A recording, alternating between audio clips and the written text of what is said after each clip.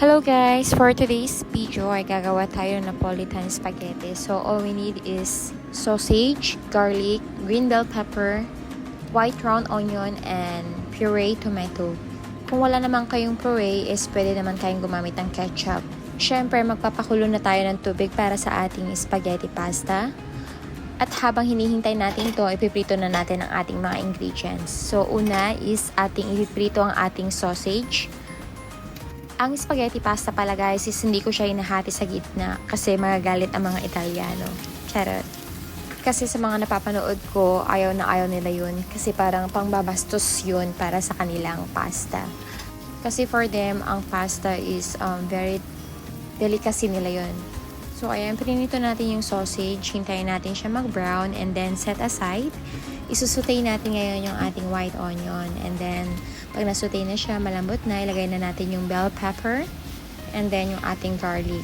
Ayan. Then, lagay na rin natin yung ating sausage. At ilagay na rin natin ang ating puree or ketchup. So, ayan, ihalo-halo lang natin. Hindi ko na siya nilagyan ng maraming spices.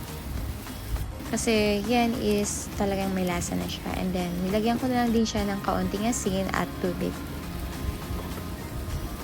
Pero depende na rin sa'yo kung ano yung gusto mong lasa ng iyong Napolitan spaghetti. At ayan, malambot na rin ang ating pasta. Ilagay na natin. And then, continue mix. Kasi naka-open fire pa tayo. Ayaw natin siyang masunog. So, ayan.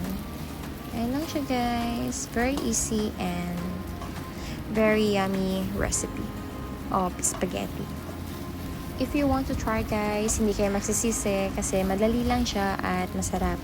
So, ayan guys. Thank you for watching. God bless.